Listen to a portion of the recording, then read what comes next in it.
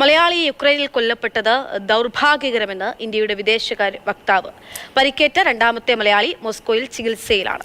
126 ഇന്ത്യക്കാരാണ് Russian സൈന്യത്തിലുണ്ടായിരുന്നത്. അതിൽ 18 പേരൊഴിച്ചുള്ളവർ മടങ്ങി. 16 പേരെക്കുറിച്ച് വിവരങ്ങളൊന്നുമില്ലെന്നും വിദേശ വക്താവ് അറിയിച്ചിരിക്കുകയാണ്.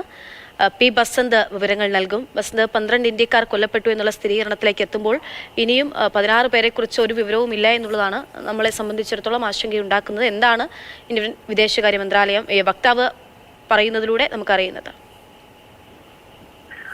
ആകെ 126 പേരാണ് റഷ്യൻ സൈന്യത്തിൽ ജോലി ചെയ്തിരുന്നത് എന്നാണ് ഇപ്പോൾ വിദേശ മന്ത്രാലയം വ്യക്തമാക്കുന്നത്. ഇതിൽ 96 പേർ തിരിച്ചെത്തി, 18 പേർ അവിടെ ഈ ജോലിയിൽ തുടരുന്നു.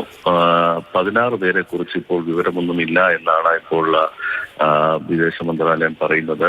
16 പേരുടെ കാര്യത്തിൽ അവർ മിസ്സിംഗ് എന്നാണ് റഷ്യൻ സൈന്യം ഇപ്പോൾ വിലയിരുത്തിയിരിക്കുന്നത്. ബാക്കി 2 മലയാളികളാണ്. ഒരാൾ കൊല്ലപ്പെട്ടു, ഒരാൾ ചികിത്സയിലാണ്.